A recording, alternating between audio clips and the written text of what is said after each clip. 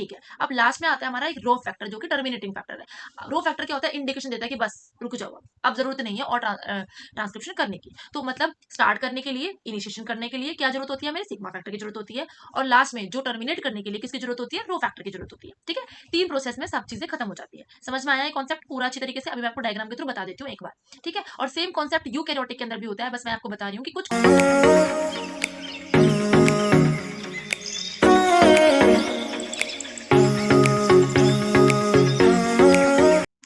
Hello everyone, welcome back to my channel, myself Khushboo. So आज हम start करेंगे replication in eukaryotes. हमने prokaryotes का रेप्लिकेशन स्टार्ट करके खत्म भी कर लिया है। ठीक है, तो आप अच्छी तरीके से उसको देखें, है ना। उसका सब चीजें जो उसमें एंजाइम्स काम करते हैं, जो उसका प्रोसेसेस है ना, सब हमने पढ़ लिया अच्छी तरीके से। अब हम यूकैरियोट के ऊपर स्विच करते हैं। मैंने आपको एक बात बताई थी कि हम आरएनए पॉलीमरेज की बात करते हैं।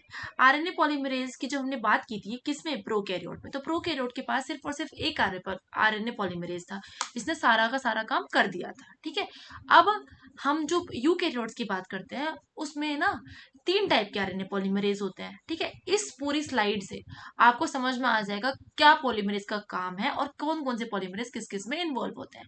और ये स्लाइड आपको अच्छी तरीके से पता होनी चाहिए। ठीक है, ये चीजें जो मैं बता रही हूँ, छोटी छोटी चीजें की बहुत ज्यादा एग्जाम्स में पूछी जाती है ना।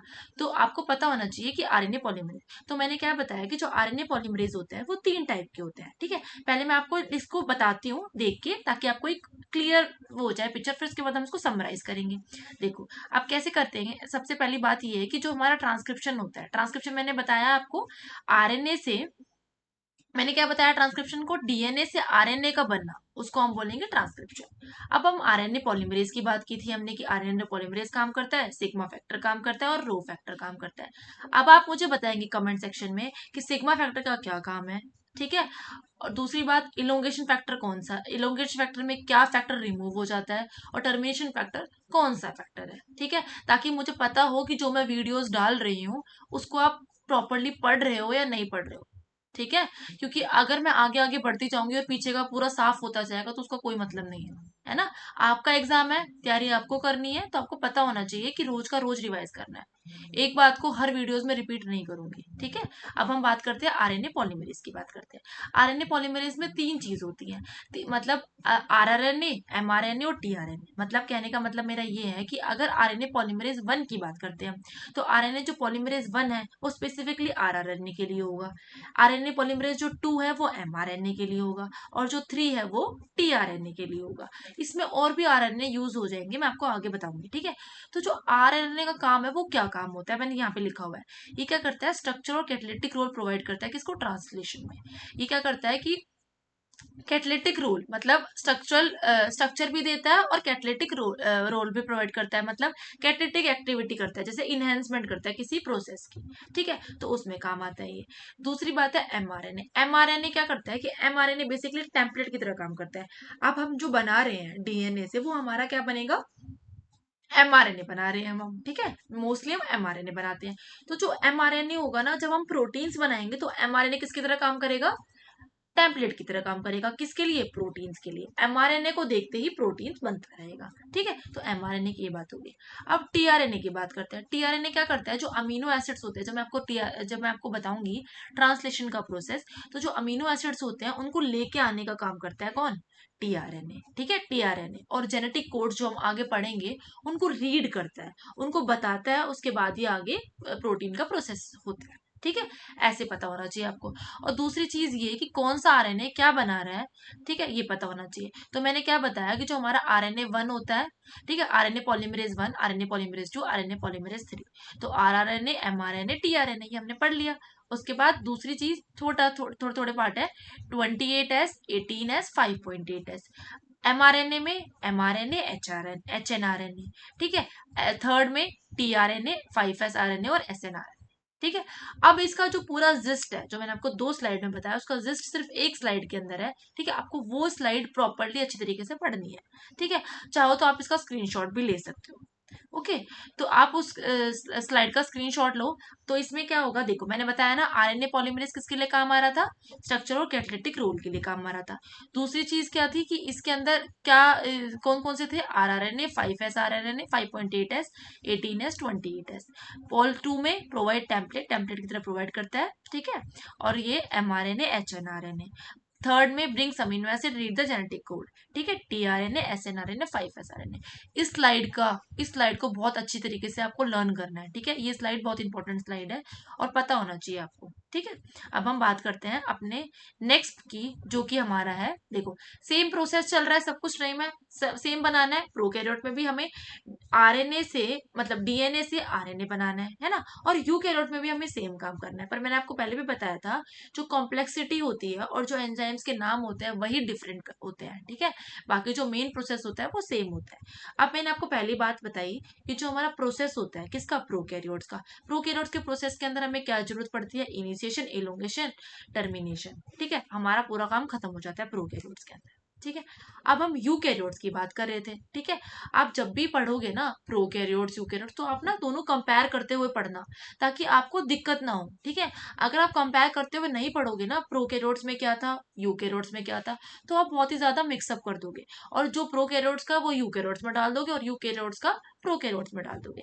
तो इसलिए अच्छी तरीके से जब भी आप पढ़ो ना, तो आपको पता होना चाहिए कि जो मैं अब पढ़ रहा हूँ वो यूकैरियोट्स की बात है, पर प्रोकैरियोट्स में क्या था, है ना। वो सब चीजें आपको आपके दिमाग में लानी पड़ेगी जब आप पढ़ोगे, ठीक है। तो इनिशिएशन, इलोंगेशन, टर्मिनेशन में हमारा पूरा प्रोकैरियोट्स खत्म हो गया था। पर हम यूकैरियोट्स की बात करेंगे तो यूकैरियोट्स के अंदर सब कुछ होगा। इनिशिएशन होगा, देखो सेम प्रोसेस होंगे, इनिशिएशन होगा, इलोंगेशन होगा, टर्मिनेशन होगा, कैपिंग होगी, ठीक है, टेलिंग होगी और स्प्लाइसिंग होगी। अब तीन चीज नहीं आ गई, है ना। क्या थी, कैपिंग, टेलिंग और स्प्लाइसिंग, ठीक है। इसको हम ऐसे समझते हैं कि जब भी कोई छोटा बच्चा होता है, ठीक है, छोटे बच्चे से समझ लेते हैं इसको हम। जब भी कोई छोटा बच्चा होता है, तो जब वो, हम उसको स्कूल भेजते हैं, ठीक है, जब भी हम स्कूल भेजते हैं, तो सिंपल बात है कि इसको हम क्या करेंगे, कैप लगा के भेजेंगे, है ना। समझ के चलो कि ऐसे ऐसे तो भेज नहीं देंगे, जैसे मान लो उसको कोई फंक्शन है, कंपटीशन है, ठीक है, तो उसको उस कंपटीशन के लिए रेडी होना है ना। तो हम उसको कैपिंग करेंगे, उसको कैप लगा के भेज देंगे। अब जैसे मान के चलो कि उसको क्या बोलना है, उसको आगे टेल, मतलब टेलिंग कर देंगे उसके ना, पीछे लगा देंगे, आगे लगा देंगे, उसको अच्छी तरीके से तैयार करके भेज देंगे, है ना। तो ऐसे हम अपने एमआरएनए को भेजते हैं तैयार करके।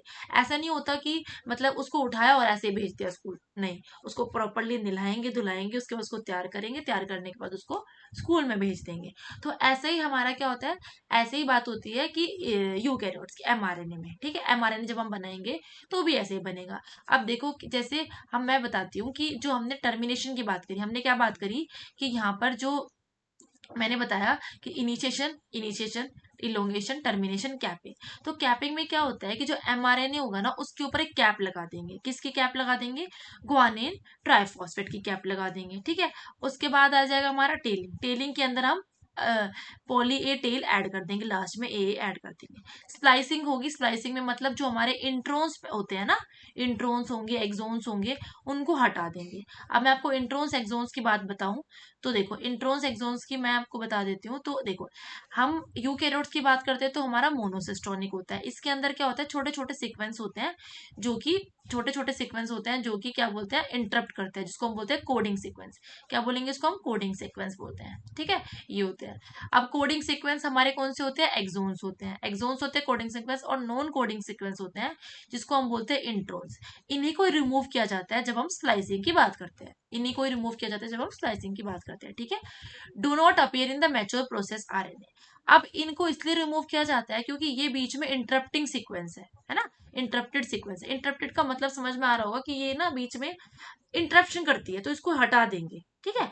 वही बात है कि जो भी चीज आपको इंटरप्ट कर रही है बीच में, कोई भी डिस्ट्रैक्शन है आपको पढ़ने में, है ना, कुछ चीज में, तो हम उसको हटा के साइड में रख देंगे। जैसे कि आपका मोबाइल फोन, ठीक है, जब भी आप पढ़ते हो तो उसको डिस्ट्रैक्शन पैदा करते हो, तो उसको आप साइड में हटा के रख दो। तो ऐसे ही नॉन कोडिंग सीक्वेंस होते हैं, जब आप डिस्ट्रैक्शन होती है किसी भी चीज की, तो उसको मतलब हटा देंगे, तो रिमूव किया जाता है स्प्लाइसिंग के लिए, ठीक है।